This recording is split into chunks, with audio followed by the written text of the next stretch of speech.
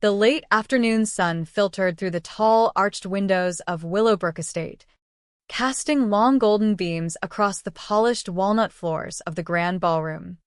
I stood near the center, letting my fingers brush lightly against the smooth surface of a mahogany side table, feeling the cool weight of possibility.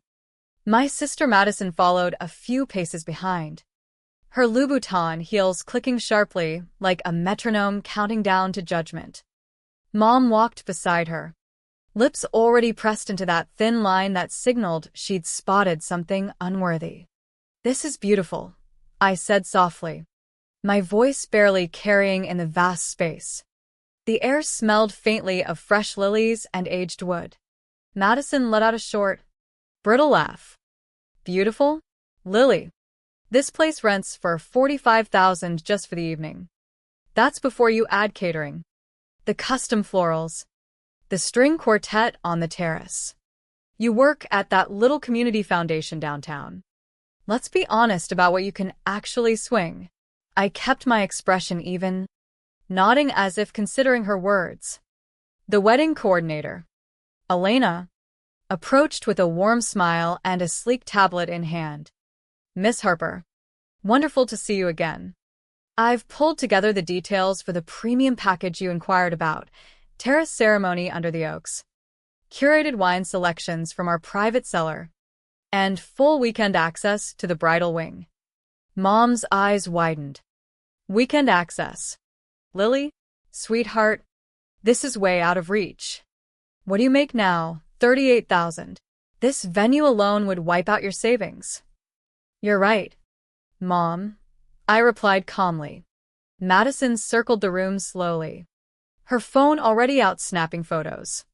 "You know, this would be perfect for my engagement announcement with Ryan. We've been searching for something that really makes a statement. Elena, is the 15th of October open?" 3 months from now." Elena hesitated, glancing my way. "I'd need to confirm availability. But we'll take it," Madison cut in, pulling out her platinum card. "Unlike some people, Ryan's private equity bonus this quarter could cover this place twice over. 50,000 down. Is that enough to hold it?" "Madison, this was Lily's appointment," Mom said, though her voice lacked any real protest. Madison waved it off. "Mom, "We both know Lily is just browsing. She does this, tours penthouses she can't buy, test drives cars way above her pay grade. It's her little fantasy world. Remember the time she spent an hour at that yacht show last summer? Pathetic. Really." The familiar tightness coiled in my chest, but I stayed by the window overlooking the 12-acre grounds, reflecting pools, rose gardens, distant cities skyline hazy in the heat. I'd bought Willowbrook 4 years earlier through one of my holding companies when the market had dipped. Renovations alone ran over $8 million. I said nothing. Elena stepped away briefly to take a call, her brow furrowing. Madison continued circling, voice carrying. "Ryan is going to lose it when he sees these chandeliers. Hand-blown Murano. I bet. Worth more than Lily's entire apartment contents." "When's Ryan proposing?" Mom asked, her tone warmer than it ever was toward me. "Next month in Santorini. Private dinner overlooking the caldera. He's had a 4-carat emerald cut from Cartier, designed just for me." Madison shot me a look. Some of us don't need to invent boyfriends to feel important. I turned toward the gardens, watching a landscaper trim hedges. The truth was layered and old. 6 years ago, I'd sold Nexus Dynamics, enterprise AI security software I'd built for my dorm room at Stanford, to a major tech firm for $920 million. The Harper Foundation, which I ran under my middle name, managed a $250 million endowment funding STEM programs, affordable housing, and youth tech access across 5 states. My salary was modest by choice. Investments covered everything else. But revealing any of it had backfired spectacularly. After the sale, Thanksgiving had turned ugly. Madison posted for months about trust fund fantasies versus real grind. Mom accused me of rubbing success in everyone's face. So I'd gone quiet, lived modestly on paper. Let them believe the narrative that kept their egos intact. Madison's resentment started when I earned a full ride to Stanford while she attended state school on partial aid. It grew with every milestone I hit quietly. Madison was on her phone now. Babe, you have to see this place. Walnut floors. Those insane chandeliers. I'm dropping 50 grand right now. Yes. It's worth it. Everyone who matters will talk about it for years. Elena returned, face troubled, tablet held tightly. Madison, there's an issue with the deposit. 50 not enough? Fine. Make it 75. Lock it down. It's not the amount, Elena said carefully. The property owner has instructed that your booking cannot be accepted. Silence fell except for the distant tick of an antique grandfather clock. Madison's voice dropped dangerously low. Excuse me? My fiancé Ryan Caldwell oversees $3 billion in assets. We're not some walk-in couple. Get the owner on the phone. Now. Mom stepped forward. Lawyer instincts kicking in. There must be a misunderstanding. My daughter is prepared to meet or exceed any requirement. On what grounds are you refusing service? Elena glanced at me briefly, then back. I just received direct instruction from ownership. I'm afraid I have to ask you both to gather your things. Security has been notified. Madison's face flushed from pale confusion to angry red. Security? We're standing here trying to give you money. This is discrimination. Mom. This is your wheelhouse. File whatever complaint you need. Mom's tone turned icy. Elena, you will provide a legitimate business reason or will involve the state licensing board and possibly file suit for breach of public accommodation laws. I remained by the window, watching the landscaper below. A man in a dark suit appeared in the doorway, Thomas, head of estate security, who had been with me since the purchase. Ms. Langford. Mrs. Harper. I need you to exit the premises immediately, he said evenly. Madison whirled on me. This is you, isn't it? You called ahead and sabotaged me because you're jealous I actually have a life worth celebrating. I haven't made any calls, I said quietly, truthfully. Her phone rang. She answered, frowning. Hello? Yes. This is Madison Harper. What? No. I'm at Willowbrook right now trying to book it. Cancelled? That can't be right. Her expression shifted rapidly. Confusion. Disbelief. Fury. My spa day at Lumina tomorrow? But I booked that months ago. The owner personally approved it. What do you mean the owner requested cancellation? Elena's phone buzzed simultaneously. She stepped aside, speaking in low tones. Mom's phone vibrated with a text. She read it, brow furrowing. That's strange. The manager at the boutique where I ordered your engagement gifts says the order is suddenly canceled. What is going on? Madison demanded. Still on her call. Call Lumina right now and straighten this out. I've been a member there for 4 years. Elena returned. Color drained from her face. Madison. Diane, I need you both to leave the property right now. The owner's instructions are clear. Thomas stood firm. Security protocol has been activated. Madison's laugh edged toward hysteria. Over what? We're literally viewing a venue. This is insane. Thomas remained polite but unyielding. Miss Harper. Mrs. Harper. Please. Mom tried reason. On what legal grounds are you trespassing us? We haven't violated any rules. Direct instructions from ownership, Thomas repeated. Madison turned back to me, eyes wild. You did this somehow. I don't know how, but this is your doing.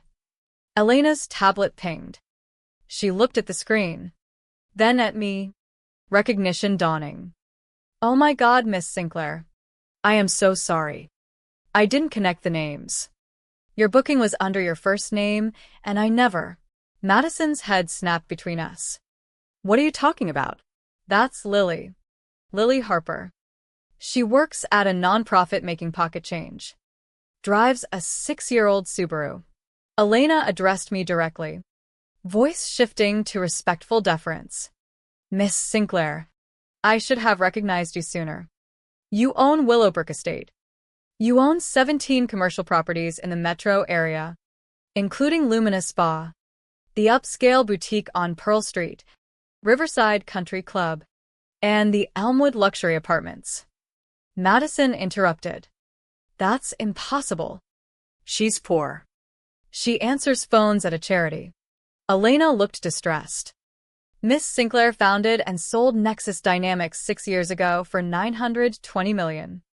The Harper Foundation she runs quietly manages $250 million in assets and operates from the downtown building she also owns. The December event we've been coordinating isn't a personal wedding. It's the Foundation's annual gala hosting 550 guests, including the governor and multiple congressional representatives. The silence was absolute, thick enough to feel. Mom spoke first, voice a whisper. Lily, the foundation is yours? I founded it after the sale, I said simply. Madison's forgotten champagne flute slipped from her fingers and shattered on the walnut floor, shards scattering like accusations. You sold a company? Mom couldn't finish. Nexus Dynamics. Enterprise AI Security. $920 million acquisition. The number settled over the room like smoke. Madison's phone rang again. She answered mechanically, eyes locked on me.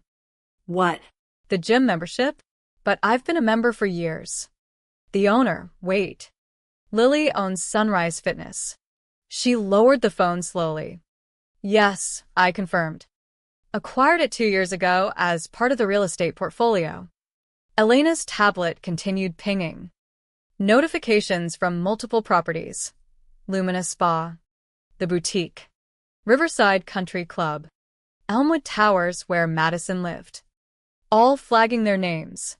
Why flag us? Madison's voice cracked. Thomas stepped forward. Miss Sinclair has standing instructions regarding family members attempting to use her properties. Upon identification, all services are terminated immediately. Deposits refunded. Access revoked. Mom finally found words. Lily, why wouldn't you tell us you had this kind of success? I did tell you, I said evenly. 6 years ago at Thanksgiving when the deal closed.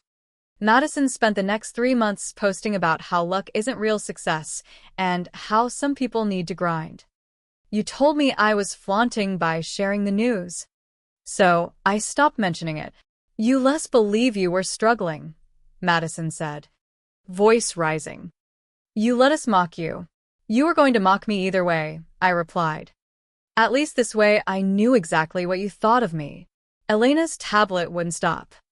Alerts streamed in from gyms, Spas, boutiques, restaurants, apartment buildings, all under Westmore Holdings or related entities.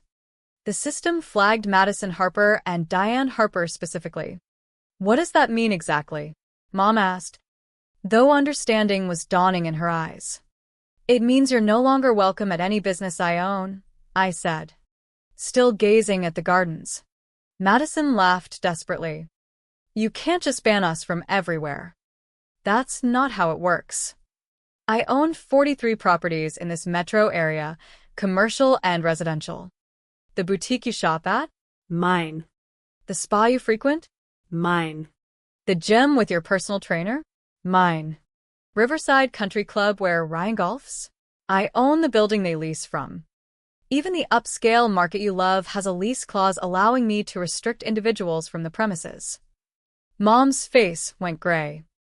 Lily. Honey, surely we can talk about this. We're family. Family? I echoed. Is that what we've been? Madison's phone rang again. Then Mom's. Then Madison's once more. They stared at the screens as their lives began unraveling in real time. That's the leasing office at Elmwood Towers, I said. They're informing you your lease won't be renewed. Madison, you have 60 days. 60 days? Madison's voice went shrill. That's not enough time to find anything comparable. You'll need to look outside my portfolio. That removes roughly 40% of the luxury options downtown. I finally turned to face them. Your gym memberships are canceled. Spa packages terminated. Boutique accounts closed. Ryan's guest privileges at Riverside are being revoked as we speak. Mom's hands trembled as she tried silencing her ringing phone. Lily, please. This is extreme. We were just teasing. We didn't mean. You meant every word, I said, voice calm. For 6 years. Every remark about my sad little life. Every joke about me pretending. Every time you compared me unfavorably to Madison's real success. You meant it all. Elena stood frozen. Tablet clutched like a shield, wishing herself elsewhere. Madison's bravado cracked. Okay. Fine. We were harsh. Family is complicated. But you can't destroy our lives over words. I'm not destroying anything, I said. I'm choosing not to subsidize people who mock me behind my back. There are plenty of other gyms. Spas. And clubs, just not the ones I own. Ryan's firm does business with half these properties, Madison pleaded. Banning me will humiliate him. It could damage his career. Then perhaps you should have considered that before calling my life embarrassing. Mom tried another angle. Lily. I'm your mother. Blood is thicker then. Then 6 years of contempt. I asked. Then a lifetime of unfavorable comparisons? Then dismissing my achievements as inappropriate bragging.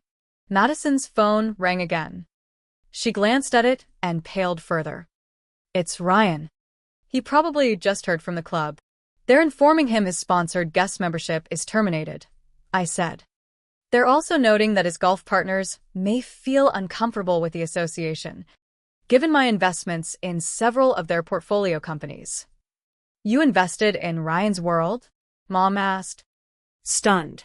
I have a broad portfolio, tech, real estate, venture funds. Ryan's firm manages capital for people who invest through my vehicles. It's a small circle at that level. Madison sank into one of the velvet armchairs. Phone slipping from her hand. Elena's tablet pinged one last time. She looked up. Miss Sinclair. Pinnacle Restaurant Group is asking if the restriction extends to their 12 locations. It does, I confirmed. Mom's voice was barely audible.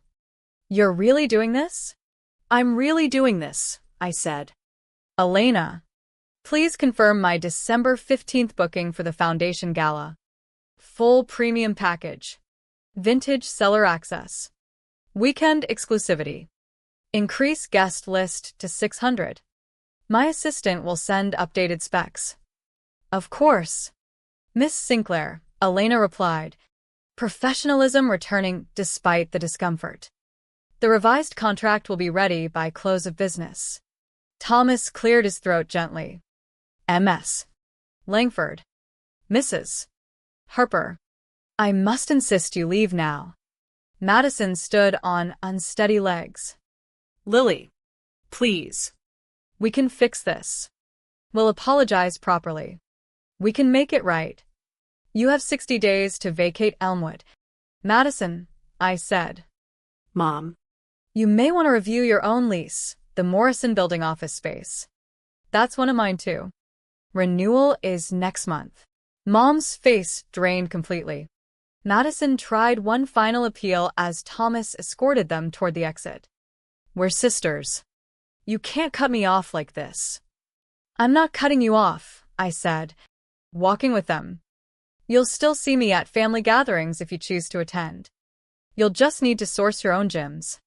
Spas. Apartments. And clubs. Plenty exist outside my holdings.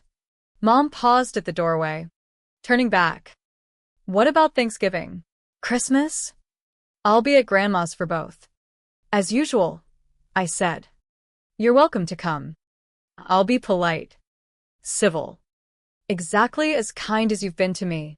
The weight of that statement lingered. Thomas held the door. Madison's phone rang again. Then Mom's. Then Madison's. Those will be confirmations of the restrictions, I said. It's going to be a long afternoon. To Elena, thank you for your patience. My assistant will coordinate gala details. It's an honor. Miss Sinclair, Elena said, warmth now mixing with professionalism. The Foundation's work is remarkable.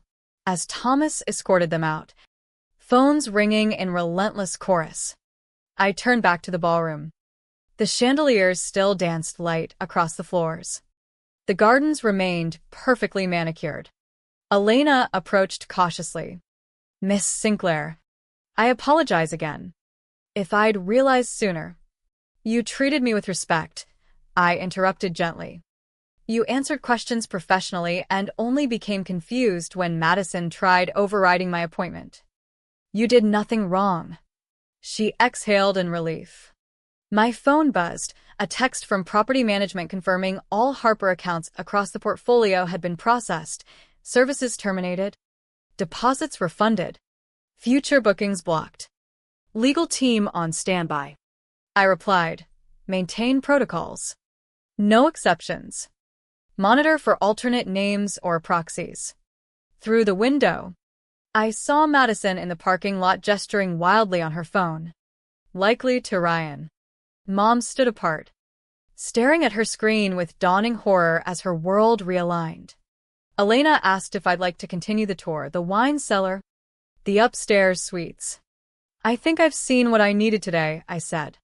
20 minutes later, driving away from Willowbrook in my actual car, not the modest one they knew about, I felt the notifications continue. The team was efficient. Within hours, every affiliated business would update systems. Madison and Mom would field calls, emails, cancellations as their assumed luxury infrastructure dissolved. Ryan called twice. I didn't answer. He'd piece it together. I arrived at my real home, the penthouse Madison had once mocked me for pretending to afford, purchased outright 3 years earlier. The full impact was unfolding. My phone rang. Grandma's warm voice. Lily? Dear. I just had the most surprising conversation with your mother. I imagine so. She seems to think you own half the city. Not half. About 12% of prime commercial downtown, plus another 15% through investment vehicles. Grandma laughed delightedly. And here I thought you were doing nicely with that software company. Honey, why didn't you tell me the full extent? I did tell you 6 years ago, at Thanksgiving. I know. Dear. I meant why didn't you tell me how awful Madison and your mother have been? Would you have believed me? A pause. No, she admitted. Madison's always been the golden one. I was blind to it. Your mother called, crying, saying you're destroying Madison's life. Care to share your side? I gave the short version. When I finished, Grandma sighed. The worst part? I'm not even surprised. Madison's been jealous since you were kids. Your mother managed it by diminishing you instead of lifting Madison.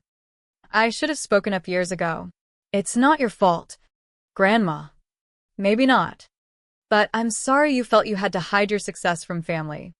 For what it's worth, I'm proud. Not just the money, but how you handled today. No yelling, no gloating. You simply removed yourself from toxicity. Thank you, I said, eyes stinging for the first time. Now? About this gala in December. Am I invited? Guest of honor if you want. Excellent. I'll need a new dress. Somewhere Madison doesn't shop. I laughed despite everything. After we hung up, I stood at the penthouse windows overlooking the city lights. Somewhere out there, Madison was still dialing, trying to comprehend how her unsuccessful sister had built an invisible empire. Mom was probably searching for legal angles. My phone buzzed again. Text from Ryan. Then Madison, please. I'm sorry. Can we talk? I looked at it long, then set the phone face down. The thing about consequences is they hit hardest when unexpected. Madison had spent years feeling superior, secure in her law firm career and private equity fiancé. Mom had reinforced that story at every turn. They built identities on being the successful ones, while I was the dreamer who needed realism. Now that foundation had crumbled. They were discovering the empire they sneered at had quietly supported more of their world than they knew. My phone rang again, Ryan. Then Madison. Mom. Madison's firm. Ryan again. I silenced it and made tea. Tomorrow the management team would report every terminated account, non-renewed lease, and subtle disruption to their routines. Tomorrow there would be lawyers. Mom was relentless when feeling wronged. Tomorrow family drama, recriminations, reconciliation attempts that were really resource restoration bids. But tonight, in my penthouse, sipping tea, watching the city sparkle, I felt something new, completely, unapologetically myself. No shrinking, no hiding, no making myself smaller for their comfort. Just Lily Sinclair, owner of Willowbrook and 42 other properties, founder of the Harper Foundation, a woman done apologizing for her success. My phone buzzed one final time. Elena at Willowbrook. Miss Sinclair. Contract for December gala ready. Also, it's an honor working with you. What you've built is extraordinary. I smiled, typing back. Thank you, Elena. See you in December. Through the windows, the city stretched. 12% mine. All of it possibility. Somewhere out there, my sister was learning what I'd always known. Success isn't about appearing rich. It's about the quiet power to choose who shares in it, and the courage to stop subsidizing those who diminish you. The phones would keep ringing for them. For me, the chandeliers still danced. The gardens still bloomed, and the future felt wide open.